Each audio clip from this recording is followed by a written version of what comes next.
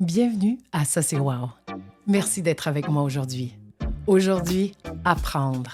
Ça c'est wow. Avec mon ami que je baptise l'historien du hockey, Gabriel Marcil. Il vient tout juste de compléter son mémoire sur la provenance de la violence au hockey. Sérieux, je trouve ça vraiment wow. C'est pas juste le fait de se questionner, mais aussi le nombre d'années qu'il a passé à l'université. Si vous aimez, vous pouvez me soutenir via mon Patreon. Et pow! Et ça enregistre. Yes! Alors, bonjour! Allô? Aujourd'hui, mon invité, Gabriel Marcil, j'ai eu la chance de rencontrer en étant factrice chez Post Canada.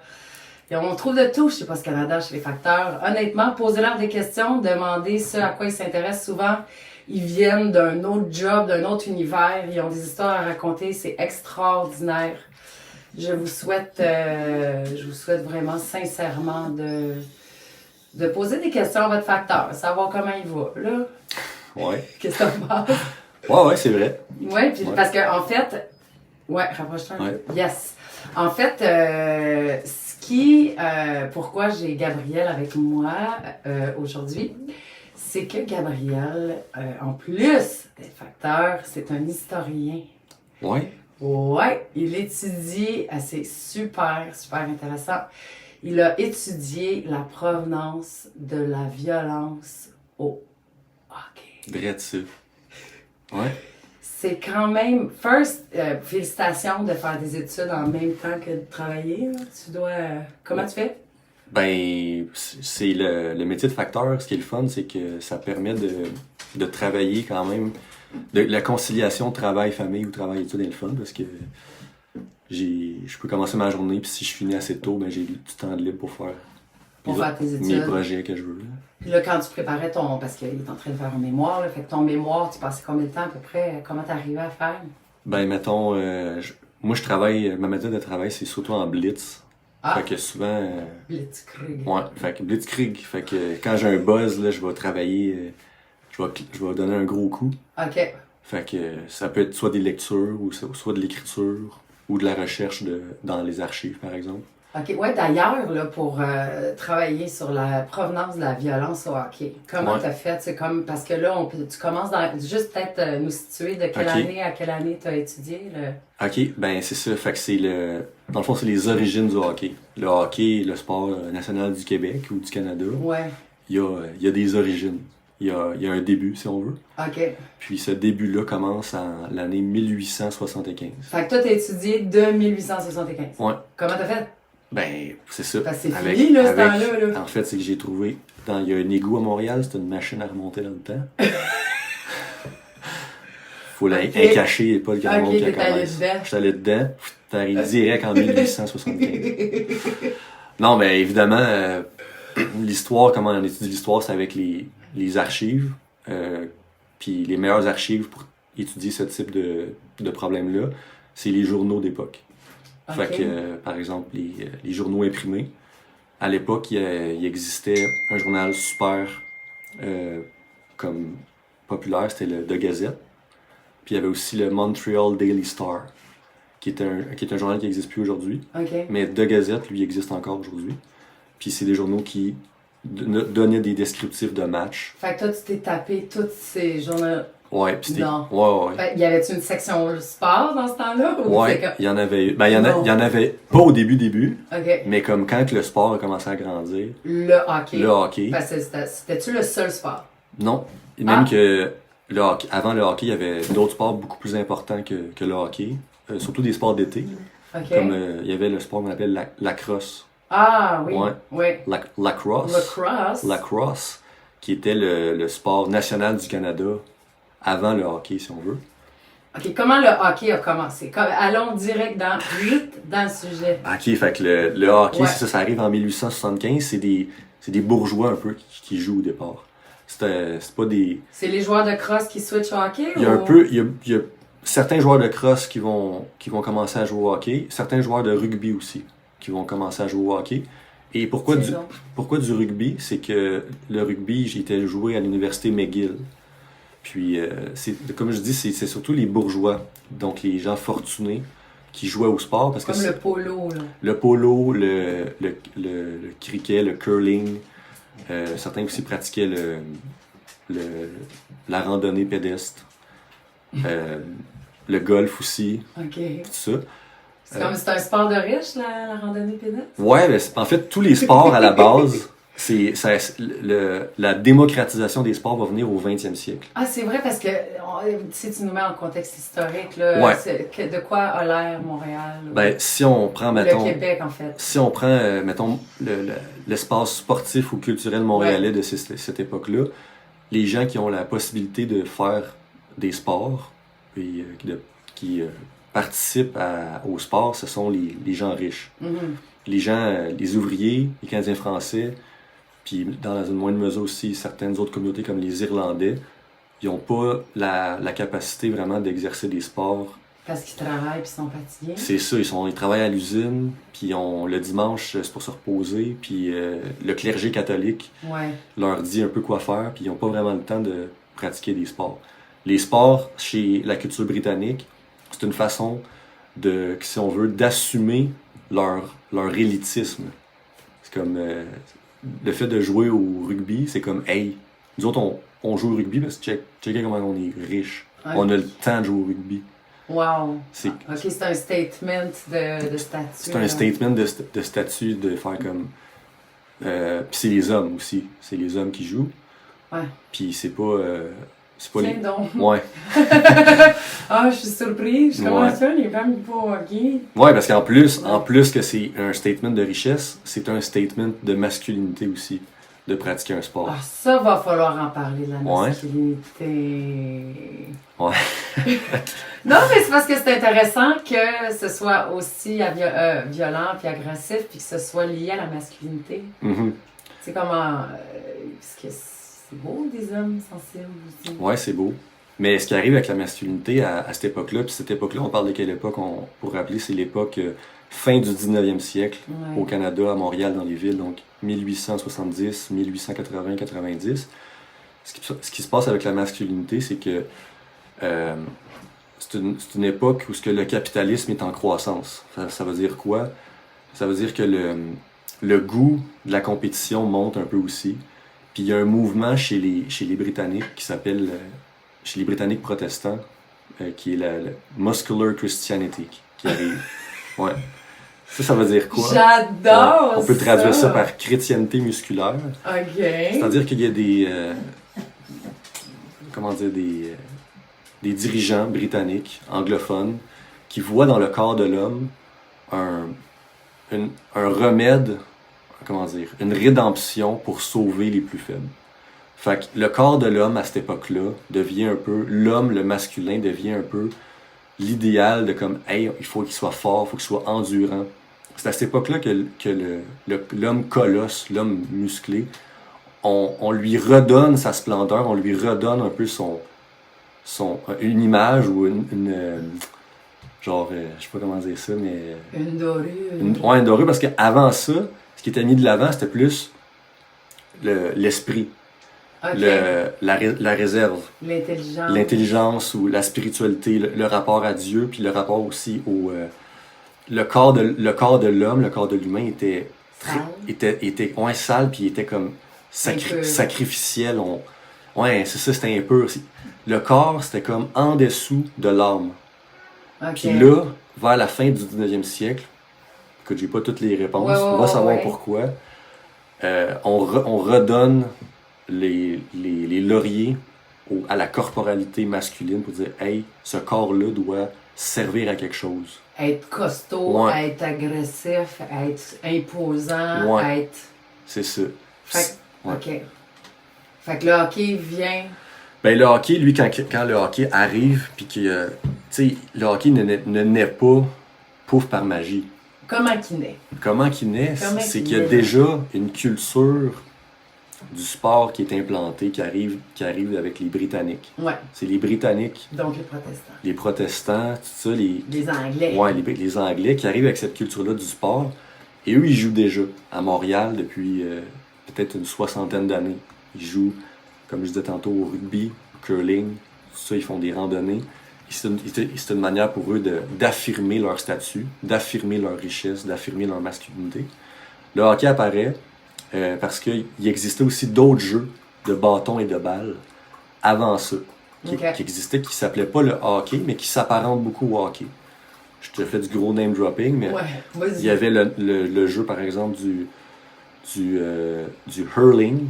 Ah, ok. Le jeu du shinny. C'est comme le curling, mais pas de... Ouais, le hurling, le shinny, puis le bandy. Oh, nice. C'était toutes soit des variantes irlandaises, écossaises, anglaises, mais essentiellement, c'était le même type de jeu. C'était une grande surface avec une balle, des bâtons, mais plus petit, puis le but, c'était de mettre la balle... Pas la ringuette, là. Non.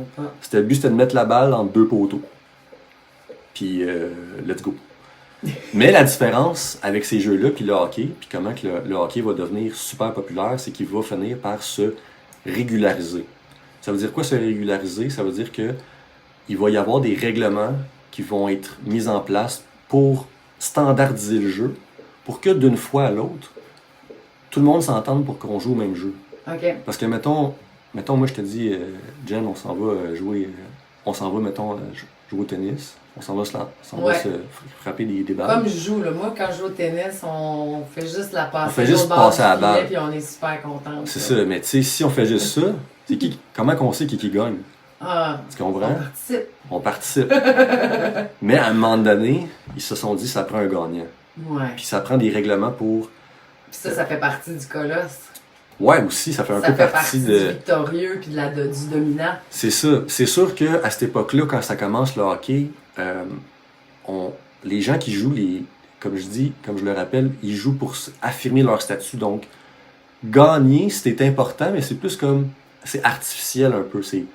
Oui, ok, t'as gagné, mais sont bons perdants. Si tu perds, c'est pas grave. Parce que l'important au début, c'est de jouer pour le plaisir du jeu. Ok, ça reste.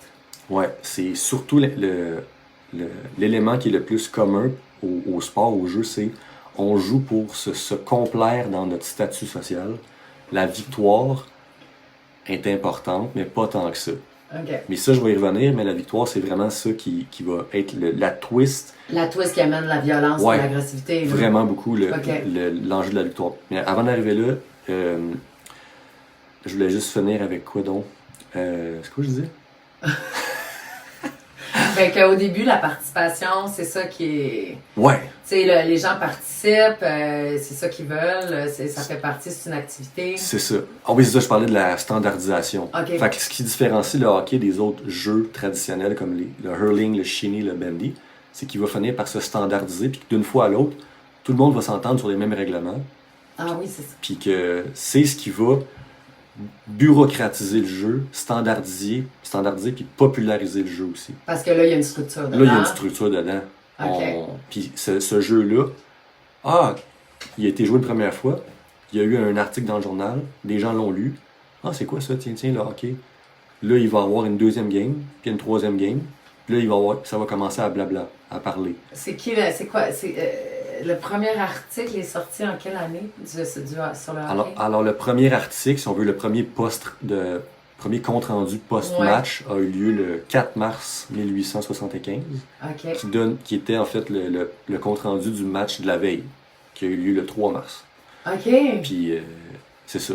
Puis, ça avait l'air de quoi? C'est comme quel genre de compte-rendu? Parce qu'ils peuvent pas faire toute la game comme ceux qu'on a, les commentateurs qu'on a aujourd'hui. Là. Super bonne question. Ça avait l'air de quoi? Ça avait l'air de quoi? Ça avait l'air de... C'était un petit paragraphe d'à peu près 8-10 lignes. OK. Puis ce que ça disait, c'est que ça met bien en évidence qu'il y avait 2 équipes composées de 9 joueurs de chaque côté. Okay. Alors qu'on sait qu'aujourd'hui, le hockey est composé de 5 joueurs plus le gardien, donc 6. Donc il y avait plus de joueurs qu'aujourd'hui. 9 joueurs. Et que une des 2 équipes a gagné 2-1.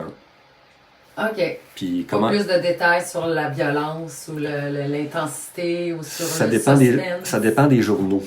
Le Gazette va rien noter, mais ce qui est bizarre, c'est que dans le Montreal Daily Star, c'est là où on voit Le Journal de Montréal de la presse. Exactement. Le Devoir, oui. Même à cette époque-là, il y avait des différences de discours d'un journal à l'autre. Ah. Soit par omission volontaire ou involontaire. OK.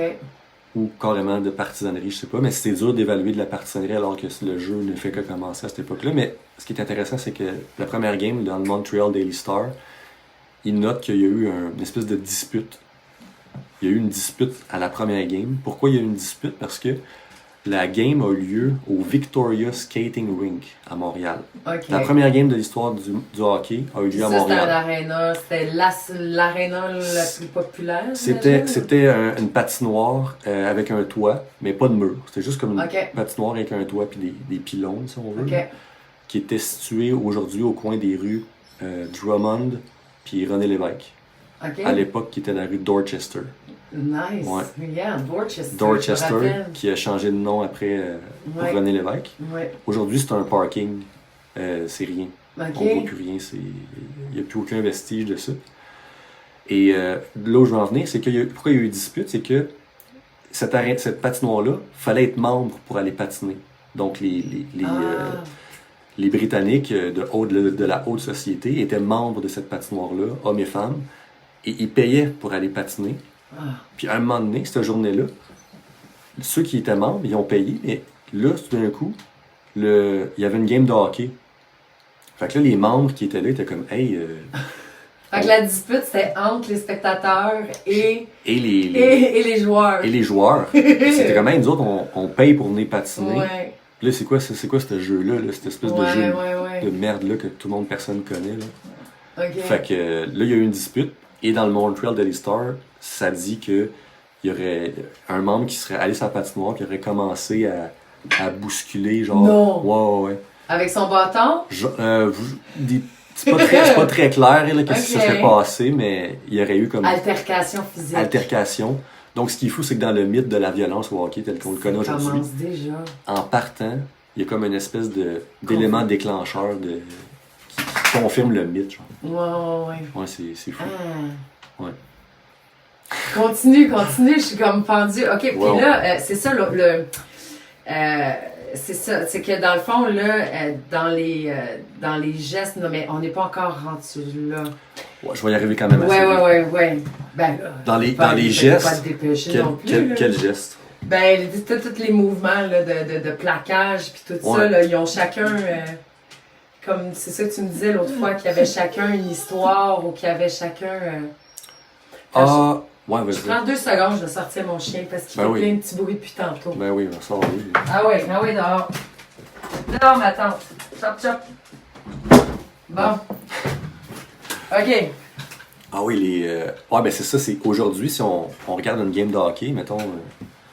Là, c'est l'été, là. Fait que, tu sais, il y a un lexique, il y a un jargon, là, tu sais, comme body check, slashing, je sais pas, il y a un gros lexique là, à travers du hockey. Mais tous ces gestes-là de contact, ils ont une histoire aussi, ça c'est sûr et certain. Mais ce que je peux dire, c'est que la violence dans le hockey commence à partir du moment où l'enjeu de la victoire devient important. Okay. C'est vraiment comme, oui, il y a la masculinité qui rôde autour de ça, qui orbite autour de ça. Il y a plein d'éléments qui fait que les messieurs qui jouent finissent par dire « Hey, moi je suis assez game de prendre mon bâton puis de le fracasser sur la tête d'un de mes adversaires. » Parce que ça a eu lieu. Il y a carrément eu des coups de bâton donnés sur des têtes. Il y a même eu des morts. Il y a eu des morts il y a eu des morts. Ouais, il y a eu des morts. Ben voyons donc. Ouais. Même que, ouais. C'est-tu ça n'a pas de bon sens comme sport, là, si le monde commence à... Comment c'est arrivé, comme ça? Le mort? Ouais. Ouais, ok. Fait que le mort, ben il y en a eu... Fait que dans le fond, c'est la structure qui a amené la violence. C'est par étapes. Ouais. Mais c'est d'abord on standardise le jeu. Une fois qu'il est standardisé, ce jeu-là, il prend de l'ampleur. Les Canadiens qui sont là, on est en plein balbutiement aussi du Canada. Le Canada, c'est un pays qui est jeune, qui n'a pas encore d'identité. Okay. On associe le hockey à l'identité canadienne. Oui, déjà? Ben, assez tôt, parce que puis il y a des promoteurs qui en font. Il y a des gens politiques, comme des dirigeants politiques, comme des gens issus du milieu économique, qui vont faire la promotion du hockey pour dire « Hey, ce sport-là, on doit être fiers de le pratiquer, on doit le regarder. C'est notre sport. C'est notre sport, faut le mettre de l'avant. » Et ça participe au foisonnement de l'identité canadienne. OK. Comme, c'est ça, être Canadien, c'est comme connaître le hockey, connaître tout ça. Fait que là, ce sport-là, il prend de l'ampleur, il prend de la popularité. Puis, une fois qu'il prend de la popularité, là, l'enjeu de la victoire devient progressivement de plus en plus importante. C'est-à-dire que autant pour les joueurs qui jouent au jeu, que pour les gens qui lisent les journaux, ou les gens qui vont aller assister aux matchs, parce que ces matchs-là, ils peuvent accueillir les spectateurs. Les gens qui progressivement s'impliquent dans le jeu, émotionnellement, font comme « Hey, moi, j'aimerais ça que cette équipe-là gagne. » C'est pas genre canadien. Fait qu'il y a une sollicitation à l'écrit, en direct. Ouais. Fait que là, les gens deviennent partisans puis ils prennent parti. Comment ils font pour choisir pour qui ils vont prendre? C'est surtout par ville. C'est-à-dire que c'est surtout par ville à l'époque. OK, parce que là, ils vont faire des tournois. Ouais, exactement. C'est pas comme aujourd'hui où, tu sais, aujourd'hui, il y a la Ligue, la National Hockey League, qui a comme 32 équipes. Puis, oui, c'est par ville, mais c'est plus que la ville. C'est comme, aujourd'hui, c'est comme le logo, c'est l'identité de l'équipe. Okay. À cette époque-là, c'est vraiment la ville. Tu sais, c'est Montréal contre Québec. OK. C'est Québec contre Ottawa. OK, c'est gros, là. Ouais, c'est Montréal contre Winnipeg. Fait que là, le monde part en calèche, puis ils s'en vont jusqu'à... Ben, non, pas en calèche, mais en train. OK. Ben oui, c'est le train. Puis grâce au train, c'est ça, c'est tous des éléments qui participent un peu à la frénésie, à la frénésie partisane, c'est qu'il y a le train en même temps qui apparaît. Okay. Puis le train que ça permet aux équipes de Ottawa, aux équipes de Québec, aux équipes de Winnipeg, d'aller jouer contre les équipes de Montréal. Fait que là, dans le fond, il y a combien d'équipes? Ben, au début, tu sais, la première ligue qui va avoir lieu, il va y avoir comme 5 équipes. OK. Quand même. Ouais. Comme 3 ou 4 équipes à Montréal. Il va se rajouter à ça une équipe d'Ottawa. Après ça, il y a une équipe de Québec. Et vers la fin des années 1890, il va y avoir de plus en plus de matchs contre les équipes de Toronto, les équipes de Winnipeg. Wow! Ouais. Fait que, le mort. Le quoi? Le mort. Bon, le mort. Quelle équipe? Le mort, lui, ce qui arrive, c'est que, il s'appelait Alcide Lorrain. Oh, pauvre Alcide. Pauvre Alcide, ouais. Un Canadien français. Semblerait-il que c'était un joueur... Encore un Canadien français. Qui s'est fait fracasser, qui s'est fait donner un gros coup de crosse sans attendre. OK. Ouais, puis... Pourquoi tu dis de crosse? Parce que le bâton... Le bâton, on l'appelait la crosse. Ah, OK. C'est quoi? C'est la même palette qu'on voit aujourd'hui. Exactement. Okay. Ouais. Il s'est fait donner un coup de bâton de hockey sans attendre. OK. De toutes ses forces par un joueur. Un genre de gros slap shot sans la tête. Ouch. Ouais, par un autre joueur de l'équipe adverse qui s'appelait Alan Looney. Oh, ouais. Le méchant. Le méchant Alan Looney. Ces deux joueurs-là jouaient pour des équipes qui étaient situées en Ontario. OK. C'était pas la plus forte ligue. C'était une équipe de Alexandria en Ontario contre une équipe de Maxville. OK. Genre de ville de 10 à 20 000 habitants peut-être. OK. Ce qui était énorme à l'époque. Ouais, quand même, c'est ça. Puis, en fait, c'est ça. Alcide Lorrain, il reçoit un gros coup de bâton sur la tête. Il s'effondre à terre. On signale sa mort à peu près 5 minutes après. Ben, voyons donc. Ouais. Puis, c'est ça. Ça a été... Est-ce que la game a arrêté ou... Ouais. OK. Puis ça a eu... Qui a gagné? Je sais pas. Rendu là, c'est pas important. Tu veux vraiment le savoir? Mais ils ont dû s'en reprendre après, genre, parce que je Il y a un rematch. Ben oui. Sûrement qu'il y a eu un rematch. Mais oui. Ou... Ah, je sais pas, là, ça a peut-être fini nul. Faudrait aller voir les stats. Les stats. Il faut aller voir les stats. Les records. Parce que là, c'est ça, là, tu sais, nous, dans notre tête, on imagine le hockey, tu sais, on voit avec les casques, on voit les équipements, ça avait l'air de quoi? Vas-y. Ils ont rien, là. Ils ont un chandail rayé, des bas, des patins. Rayé de prison? Là? Genre, ça dépend des équipes, mais on dirait que c'est la mode des chandails, c'était genre des bandes, là, ouais. Avec un petit logo au milieu. Ça peut être marqué genre juste comme M pour Montréal. OK. L'affaire de même. OK. Puis, fait que c'est ça. Fait qu'Alcide Lorrain, lui, il est mort le 24 février 1905. Fait que là, vois-tu, 1905, 1875, on est 40 ans. C'est ça? Non, 1905, 30 ans. Ouais. On est 30 ans après le premier match, si on veut. Et la culture de la violence a évolué à un point tel que en 1905, il y a un joueur qui a osé frapper son bâton sur la tête d'un autre. Parce qu'il n'y avait pas de casque. Là. Le casque en cuir n'était pas sorti. Là. Ouais. C'est après ça qui est arrivé? Bien après. Ouais, ok, ils s'en sont sacrés bien. Le casque, là, le casque, jusqu'aux années de Wayne Gretzky, Wayne Gretzky, il jouait pas de casque. Oui, mais tu sais, il me semble que j'ai vu ça, moi, des casques en cuir, là. Tu sais, c'est comme de la petite cuirette, ils mettaient ça, là. À moins que c'est une affaire de football. Je pense que c'est au rugby, ça. Ah, c'est ça. Ouais. Même le casque pour les goalers. C'est Guy Lafleur, je vois pas de casque. Ils sont malades. Ces gars-là.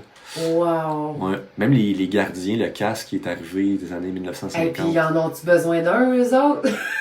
Man, je comprends pas.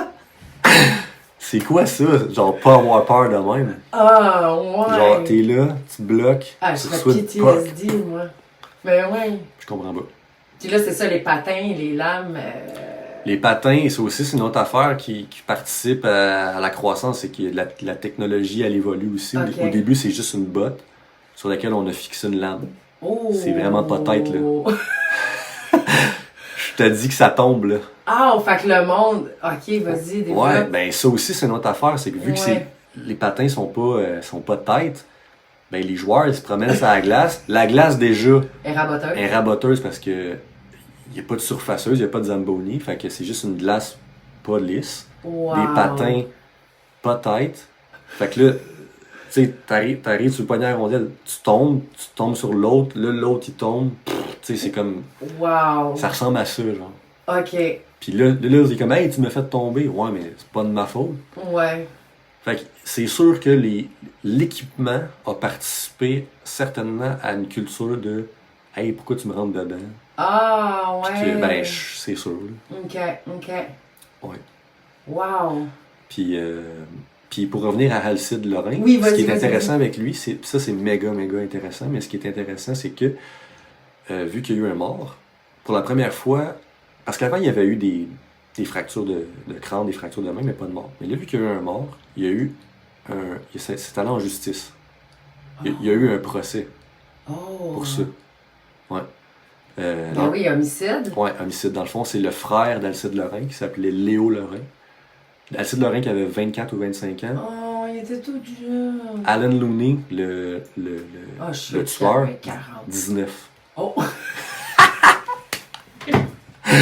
Imagine, lui, il a 19 ans. Petit poulet! Oh non! Ok, fait que lui, il avait la testostérone à côté, là. Carrément, là. Pauvre petit. Ouais.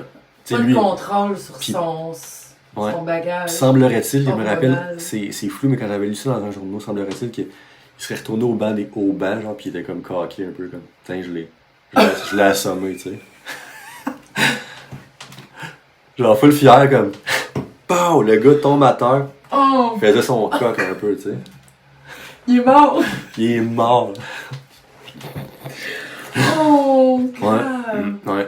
Puis, fait que c'est ça. Fait que là, il y a eu un procès. C'est le frère de Alcide Lorrain, Léo Lorrain, qui a entamé les procédures judiciaires contre Alan Looney.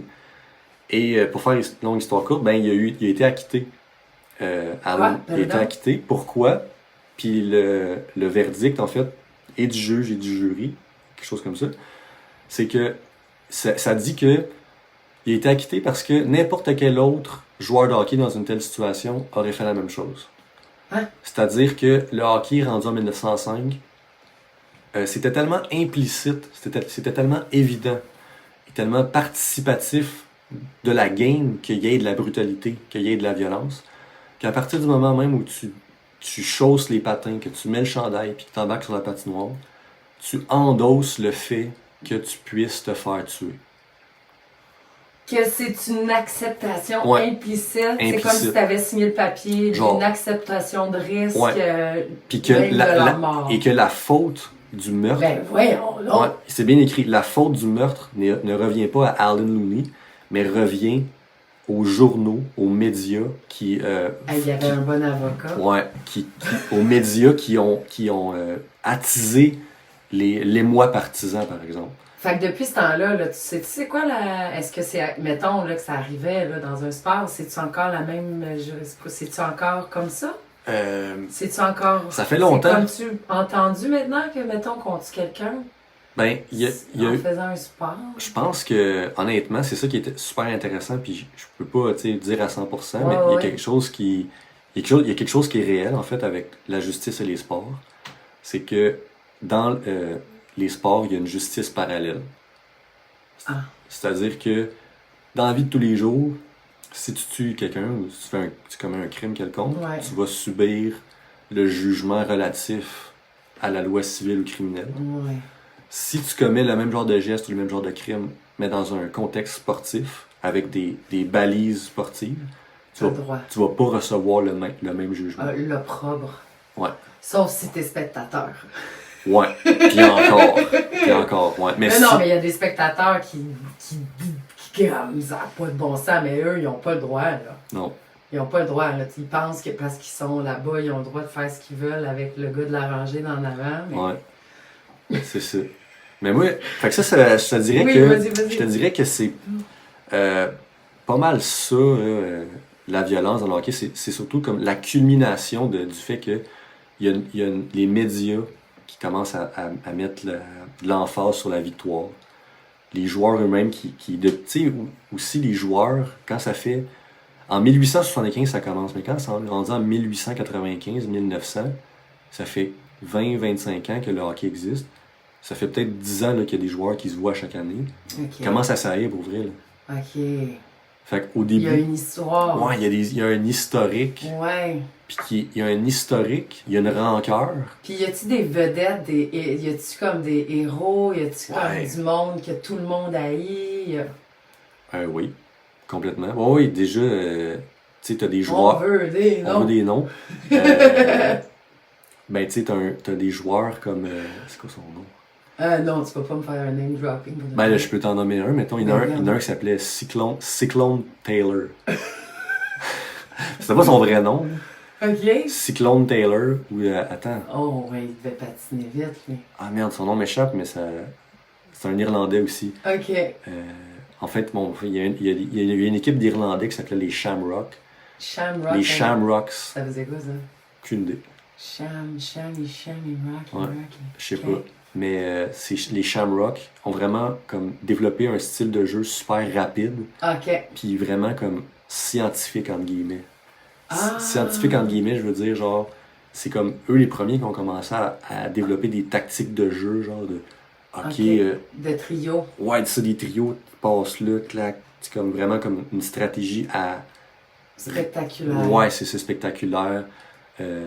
À développer, que c'est pas juste un gros foutoir de on court après la rondelle. Puis on tape le gars Puis on tape le gars d'à côté, tu sais, c'est ça. Fait que oui, le hockey se développe à une vitesse fulgurante sur tous les plans. Wow. Autant sur le plan de ses tactiques, autant sur le plan de la partisanerie, que sur le plan de sa brutalité qui devient intrinsèque au jeu à un point tel, tu sais, que il y a des équipes qui vont adopter des styles de jeu plus brutaux, comme les sénateurs d'Ottawa, les anciens sénateurs d'Ottawa qu'on disait rendus en 1890, qui, eux, semblerait-il, avaient un style de jeu plus robuste. Ah, on le qualifie de robuste. Robuste. Fait que ça veut dire quoi? Donc des goons. Ouais, c'est ça. Fait que les autres étaient comme, ça passe pas. Fait que eux, leur style de jeu pour gagner, c'est toujours le... Taper ça ailleurs. Ouais, c'est toujours le but ultime, gagner. Qu'est-ce que tu peux faire pour gagner? Tuer. Tu peux soit tuer, ou tu peux être vraiment vite. Wow. C'est comme au ballon chasseur. Okay. Tu veux gagner, tu as deux options. Soit tu évites la balle, ou tu la pitches dans la face de l'autre. Ouais, enfin. Un des deux. C'est ça. Puis là, bagarre générale, c'est-tu... Ça arrivait quand même souvent. À cette époque-là. Puis ça faisait partie du spectacle? Ça faisait quand même partie du spectacle. C'était souhaité ou c'était comme... C'était comme... Il y a beaucoup de médias, quand je lisais dans les journaux, il y a beaucoup de médias qui voyaient, par exemple, des bagarres, puis le lendemain, t'es comme, ah, ça n'a pas d'allure.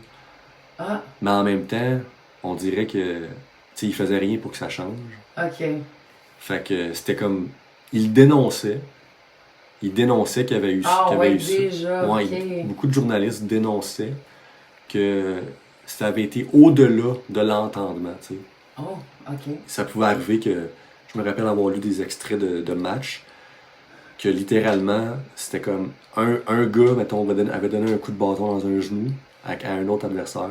Ce gars-là tombe. Là, un autre joueur, par vengeance, va aller donner un coup sur le gars qui a donné un coup.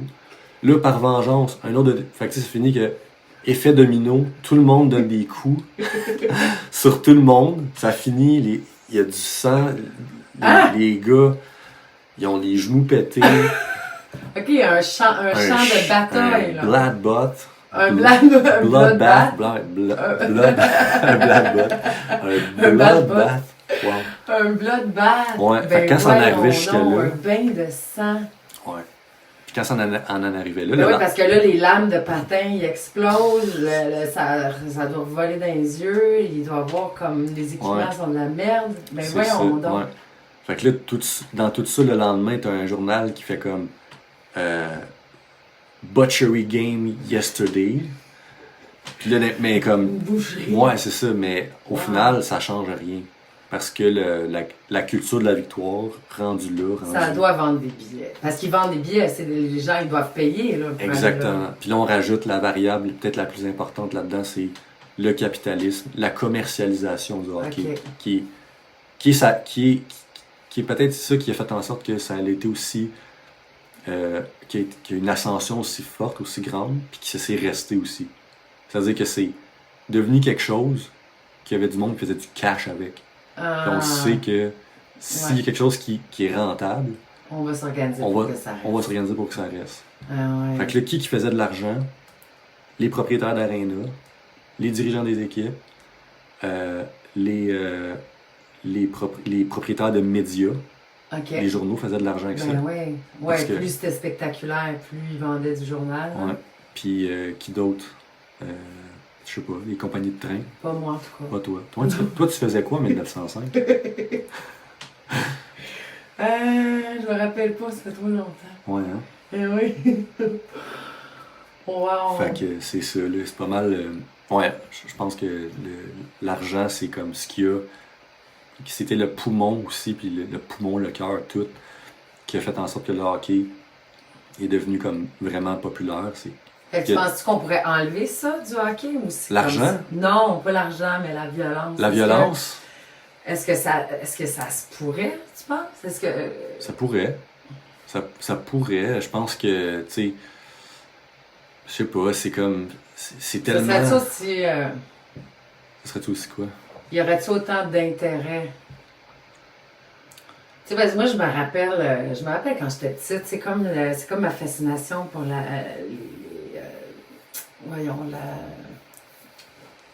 je vais te dire. Moi, j'ai une fascination pour les moutons. Pour les moutons, non, mais pour le MMA. Ah ouais, ok. Tu sais, il y a de quoi de... Mais tu sais, là, c'est un sport de contact direct. C'est clairement que ça. Je me rappelle quand j'étais petite, moi, on dirait, je voulais des batailles générales, tu sais. Ouais, il y a quelque chose de profondément... C'est un peu malsain, là, je sais pas pourquoi, là. Peut-être que je pourrais aller me faire soigner, mais... Ouais, mais non, mais je sais pas. Je pourrais pas expliquer pourquoi la psychologie de l'humain derrière ça, mais il y a clairement quelque chose qui vient nous chercher en tant qu'humain quand on voit. Ben c'est comme ça revient au cirque romain, là, tu sais, des gladiateurs, puis il y a une fascination à voir le monde, pas avoir peur, puis se donner à... Ouais, vraiment, là, il y a quelque chose qui vient nous chercher là-dedans. C'est pour ça que moi, je pense que ça...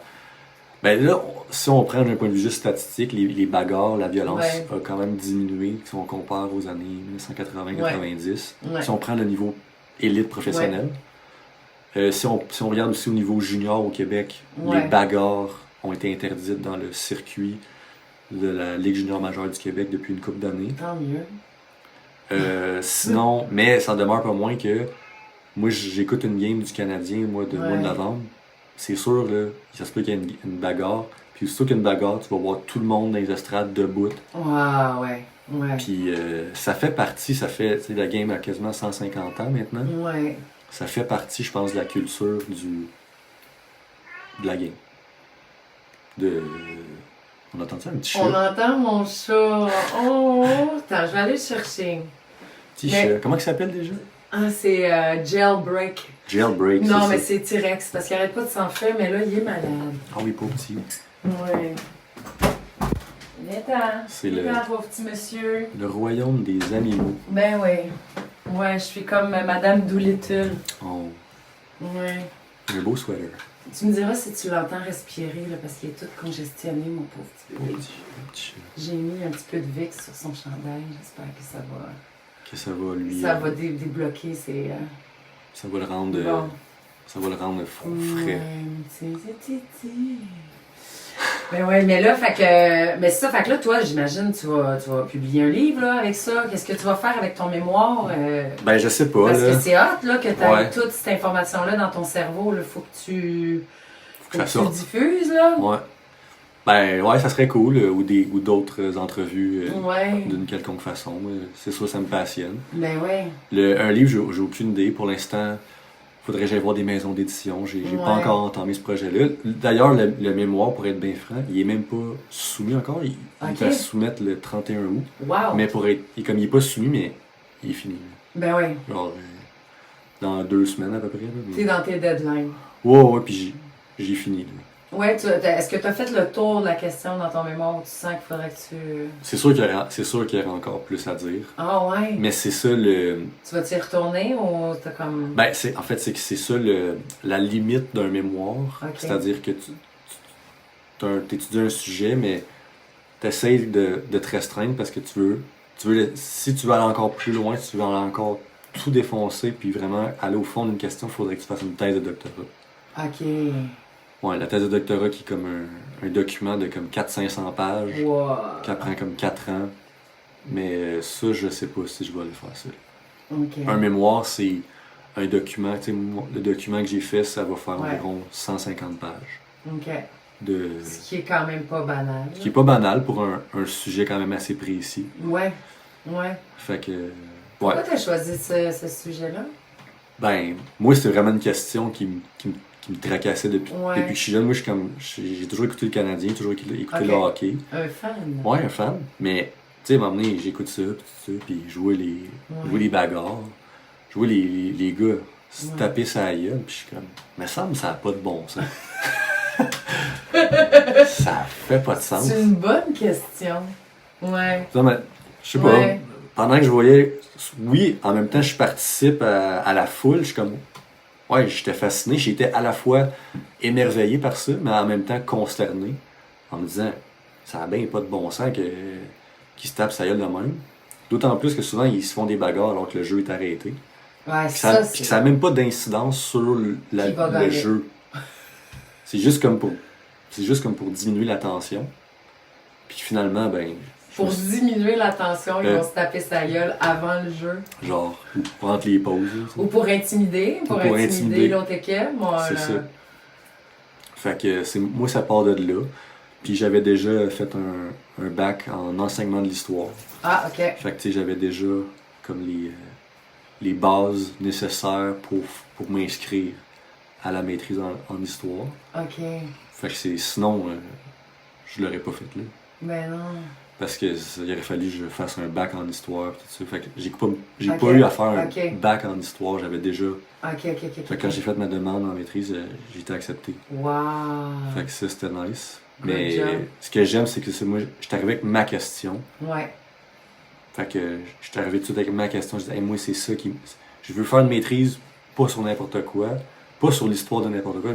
C'est cette question-là que je veux aller au fond. Aux racines. Wow, mais bravo. Surtout, c'est vraiment, moi, je trouve que c'est d'actualité. Vraiment. C'est ça, la culture de la masculinité colosse. Ouais. Puis cette culture-là, aujourd'hui, de la violence, on peut même l'extrapoler puis dire qu'elle sort même de l'arène de glace. c'est un peu dark, mais il y a eu beaucoup de cas là, depuis les années 70-80, même encore 2000, 2010, 2020, même encore aujourd'hui, je suis qu'il y en a, mais des cas de, de rites initiatiques qui sont complètement dégueulasses, de genre pisser sur tes collègues ou des affaires dans le cul, des affaires de même, ou puis des affaires de viol aussi, tu sais. Puis tout ça a un lien avec la culture de la violence.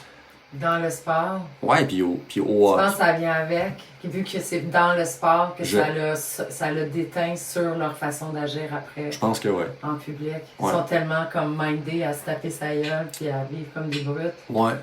Il y a forcément un lien, là. Une causalité. Ouais, c'est sûr qu'on peut pas faire...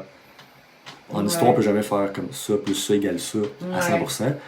Mais il y a forcément un coefficient, de liaison. Ben oui, make sense. Ouais. Fait que oui, c'est d'actualité de comprendre ce phénomène-là. Puis, veux pas, au Québec, si on a des enfants, t'as un enfant, que ce soit un gars ou une fille, cette personne-là va être amenée à voir du hockey dans sa vie. Ouais. Parce que le hockey, même si tu le regardes pas, même si tu n'écoutes pas ça, tu regardes pas ça, tu vas savoir que ça existe. Donc, tu vas être au courant de ce phénomène-là. Le phénomène de la violence. Mais tu sais, avec le football américain, là, c'est vraiment que du plaquage, que du rentrage dedans, que de la masculinité. Oui. Tu sais, moi, c'est fou, mon fils a commencé à jouer au football, puis tout, il a changé. OK. Ça l'a changé dans sa masculinité, en fait.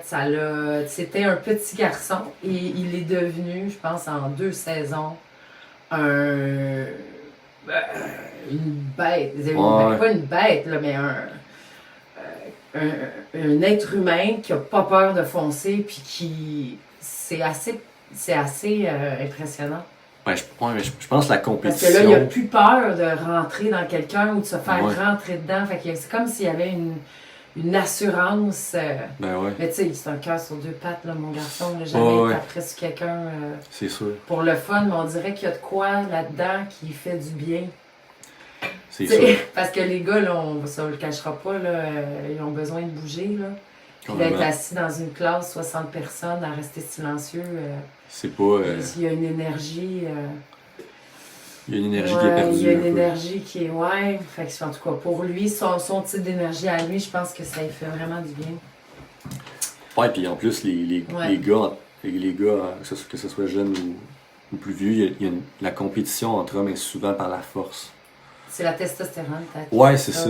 C'est sûr que plus on est adulte, bon, la force a quand même de moins en moins d'impact, surtout en Occident, où ça va être plus le brain. Le brain, là, tu sais. Ouais. Quand même bien, le gars, il est capable de lever 600 livres. Non, ça pogne plus bien, ça. On aime ça, les nerds. Ouais, c'est plus le fun. Mais ça paye plus, là, puis je pense que ça ouvre plus de portes qu'être une brute, mais... Ben, ouais, ça dépend de ton métier, c'est ça. Si t'es athlète de hockey, d'être une nerd, ça sera pas bien. Mais je pense que la force, surtout à l'adolescence, ça fait partie d'un rituel de passage. À un moment donné, tu vas être catégorisé soit dans les forts ou les faibles, genre. Je sais pas. C'est vrai. Genre, je pitch ça comme ça, mais j'ai l'impression que... que ça fait partie de... C'est vraiment important. Là. De te faire accepter dans le clan. Ouais, c'est ça. Ouais, de pas être exclu. Puis la force, littéralement, force physique, a un impact sur dans quelle gang tu vas être aussi, puis quel type d'amis tu vas avoir, puis ton développement personnel, après ça, I guess. Ouais, c'est vrai. Toi, d'ailleurs, c'est ça, on parle de développement personnel. Oui. Il y a des choses que les gens ne savent pas sur toi. Je sais pas. Que tu as commencé, sérieux, moi, pour moi, je trouve que ça prend des couilles, là. Ouais. Ouais. Obligé d'en avoir, là. Même ça serait mieux qu'il y ait plus de monde. Non, mais moi, je trouve que ça prend vraiment du courage puis une force mentale.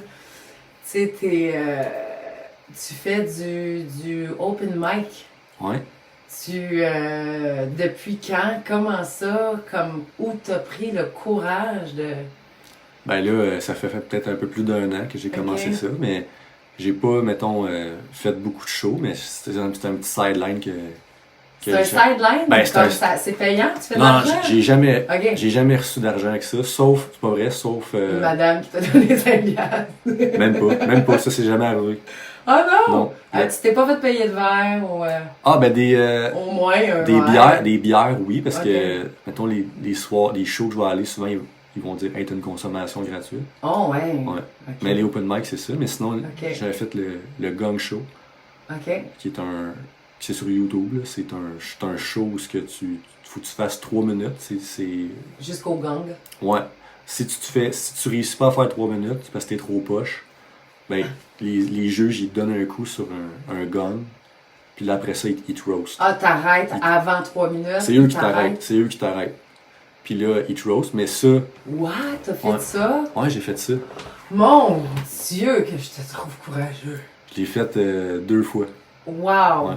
Puis c'est le fun. Puis t'as-tu fait ton 3 minutes? J'ai jamais réussi. Ouais. Non, c'est parce que je propose... Tu le fais encore? Ben ouais, ben là, le Gong Show, je sais pas, mais je retourne souvent faire dans les bars. Puis tout ça. Mais là, ce que j'aime, c'est que ça fait peut-être une quarantaine... J'ai peut-être une quarantaine de shows. Depuis que j'ai commencé. Je te dirais que je commence à trouver mon style, à être plus à l'aise. Parce que c'est une façon aussi pour moi je pense, de parler au public puis de me déniaiser puis d'être moins gêné devant le monde. Ah, ok. Socialement, tu veux dire? Socialement. C'est comme ta petite thérapie. Genre, c'est genre une thérapie, ouais. Puis je fais quasiment exprès des fois. Pour te mettre en danger. Pour me mettre en danger. Ah, je te trouve magnifique. Oh, ouais, je me mets souvent en danger. Wow! Puis dans ma tête, je me fais vraiment rire. Puis des fois, je me mets en danger. Puis j'arrive avec des propositions d'idées d'absurdes complètement... Ouais. Finalement, je me rends compte que c'est pas drôle pantoute, parce que personne rit. C'est un bon indicateur, là. Mais ça rit pas parce que... ça rit plus parce que j'ai plus d'assurance, mais au début, là, j'avais aucune assurance, puis j'avais juste l'air d'un vrai mongol, d'avoir peur. Fait que ça se voyait, là. Ouais, c'est ça, le monde feel, ils ont de la pitié, là. Ou ils sont juste comme cringe. T'as juste hâte que ça finisse, là. Puis je comprends, là, tu t'en vas 5 minutes, tu t'en vas voir un show dans un bar, tu vois un gars. Ouais, mais tu t'attends, les open mic, tu t'attends à ce qu'il y a du pas bon. Mais pour vrai, c'est malade de faire ça. Je trouve que c'est une forme d'art. C'est une forme d'art accessible dans la mesure où c'est toi contre le monde. C'est juste... Toi avec. Ou toi avec le monde. Ouais, c'est toi... C'est toi avec le monde. Ouais. Mais c'est... En fait, non. C'est toi avec ou contre toi-même. Ah. Parce que c'est... Ouais, c'est vrai. T'es là, t'as un micro, tu parles, t'essaies de faire rire. Puis c'est dans ta face.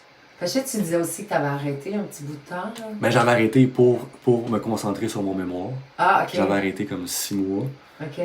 Je pensais que c'était parce que tu avais atteint une zone où tu étais comme... Tu n'osais plus te mettre en danger. Aussi, j'ai eu des moments d'amour et de haine vis-à-vis cette activité-là. Parce qu'à un moment donné... J'aime ça que tu appelles ça une activité. Je trouve que ça va faire en sorte que tu vas le faire longtemps. Ouais, moi j'ai... C'est faut que ça reste, faut pas que ce soit une job. Non. Faut que ce soit quelque chose qui te sert personnellement. Complètement. Mais je comprends les gens qui... J'en croise, j'ai des collègues que je croise puis ils me disent hey, « moi j'ai toujours voulu être ça. Ouais. C'est mon rêve d'être ça. » Fait que je comprends que ces gens-là, ils mettent, mettons, plus l'accent là-dessus que sur une activité parce que si... Mais ça met de la pression. Ça te met de la pression. Là. Ça te met de la pression parce que c'est rough. Ouais, mais tu sais, comme même moi, comme comédienne, à force d'en faire, puis à force d'être payée, puis tu sais, je me souviens, je faisais des auditions, tu sais, que tu as 3 enfants, tu veux la job. Ouais. Tu sais, c'est sûr que t'es pas aussi bon que quelqu'un qui fait ça pour le fun. Tu quêtes un peu, hein? Ben, tu te retrouves à vouloir travailler et non plus vouloir t'amuser ce que tu faisais dans ton salon quand tu étais jeune. Là. Exactement. Fait que c'est sûr que ça a un avantage pour toi. Là. Ouais, ben, puis c'est vraiment nice. Je pense que c'est un avantage, mon minding, de me dire je fais ça pour m'amuser puis pour développer des skills sociales, plus que comme j'ai-tu hâte d'être payé à faire ça. Je m'en fous de. En fait, même je je serais malaisé d'être payé pour faire ça. Ah. Je sais pas, là, je dis ça, mais... Non, mais dis oui à l'univers qui t'envoie de l'abondance. Mais je pense pas que ça va arriver bientôt, là, d'être payé pour ça. Mais faut dire quand même que depuis les 4-5 derniers shows, il y a de quoi qui est débloqué, je me sens bien plus à l'aise. Excellent, bravo! Puis j'assume, c'est ça, j'ai lu beaucoup de livres là-dessus sur le stand-up américain. OK. J'essaie de m'améliorer aussi en même temps. Okay. J'essaie de prendre ça au sérieux dans la démarche, mine de rien, de faire comme... je veux pas avoir l'air d'un bouffon tout le temps. Là. Ouais, Comic Toolbox, t'as lu des... Ouais, ça, des vidéos YouTube, puis l'idée c'est vraiment d'assumer ce que tu proposes, puis même si c'est absurde ou c'est champ gauche, que ce soit qu'est-ce que tu veux. Il y a des recettes. Ouais, c'est ça. Il y a des façons de faire. Il y a des façons de faire. Règles. Ouais. Puis la première règle, c'est humain. C'est humain versus toi-même. Humain, c'est juste. Il n'y a rien d'autre là-dedans que de l'humain. Dans l'humour, là. C'est humain avec humain.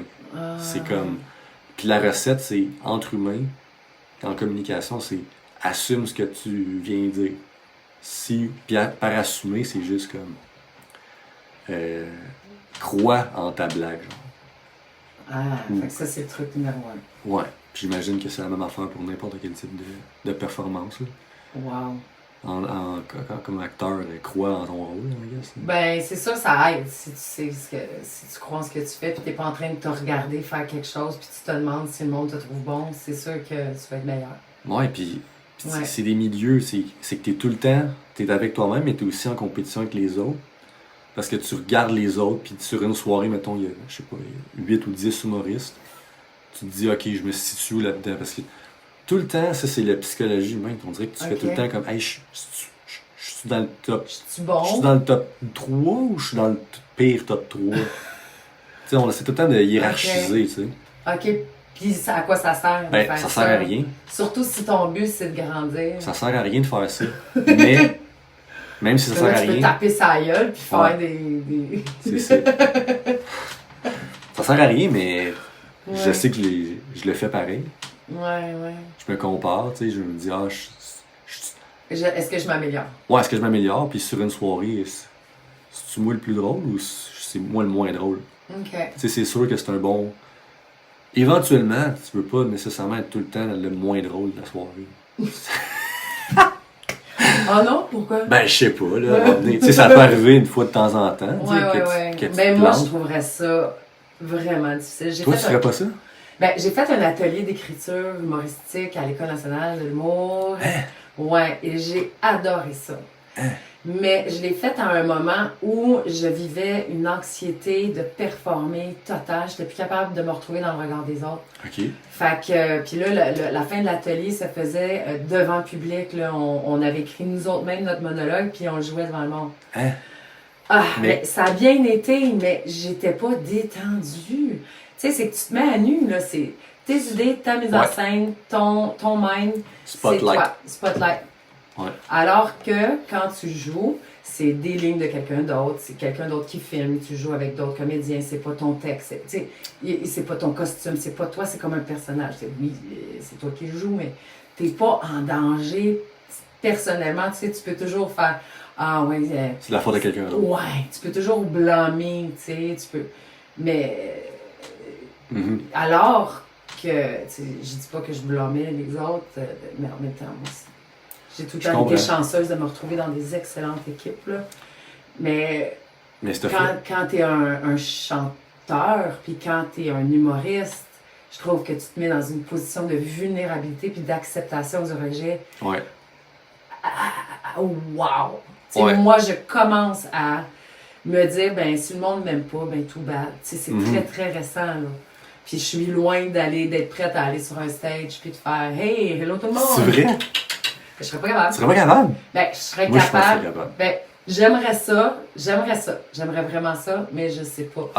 Honnêtement, ce qui vaut le plus cher là-dedans, c'est quand, mettons, tu le fais, puis tu fais un 5 minutes, puis ça va bien, là, tu sors de là, ça bouille ici. Il y a un feu de comme. Parce que ton corps, il relâche tellement d'adrénaline. Ouais. Puis le stress que tu avais est tellement comme parti que ça fait juste du bien.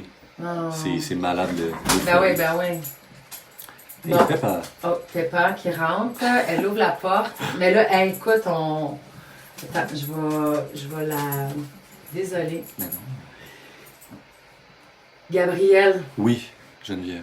Merci de tout cœur d'être venu me visiter pour cette super de belle conversation. C'était vraiment le fun. C'est vraiment trippant. Honnêtement, je te félicite. Je te félicite de faire ce que tu fais. Je te félicite du mindset que tu as eu de passer à travers le fait de travailler à Post Canada puis de passer à travers ton mémoire. Je te félicite de faire du open mic. Je vais le mettre dans le descriptif. Si jamais tu le publies, c'est sûr que je vais te faire de la promo. Puis, oh yeah! Yes. Et je veux absolument que, c'est ça, si tu as des dates, si ton Instagram aussi, que le monde ait checké ce que tu fais, là, parce que c'est drôle, là. Tu me donneras ça, puis je vais mettre ça dans le descriptif si le monde veut venir voir qui est Gabriel Marcil. Voilà. C'est un facteur nerd historien qui fait de l'humour. Exactement. Tout ce que vous voulez, open à tout. Open, oh! Il n'y a pas de mauvaise idée. Ouais. Puis moi, je te félicite pour ton projet, c'est vraiment le fun. Puis j'ai hâte de toutes les écouter, tes épisodes. Merci. C'est le fun que tu avais une idée, un projet, puis que tu fasses comme ça me demande beaucoup de conviction, mais là, c'est vraiment juste, je le fais pour le plaisir. C'est comme toi avec l'humour. C'est ça qui est le mieux. Ouais. Voilà. Sur ce, mon bel ami. Ben, merci. Merci encore. Parfait. Ciao! Bye! 1 heure pile. Fait que t'es pas venu. Wow! Je pense que c'était mieux. Oui! C'était mieux que l'autre. Wow. Ouais. Ah, je vais arrêter ça ici. Ouais, wow, bravo! Ah non, c'était excellent. C'est bon, hein? Ouais, bien condensé, bien ficelé. Ouais. Puis même moi, mes questions, ils étaient meilleurs. Tu sais, je pouvais t'amener où est-ce que... C'est fou de le refaire 2 fois. C'est cool, hein? J'ai refait 2 fois aussi avec JP. Parce que le son, il était pas bon. Ben, j'espère qu'il va être bon Puis, cette fois. ben ouais, mais là, check, je vais même... attends, on va enlever ça.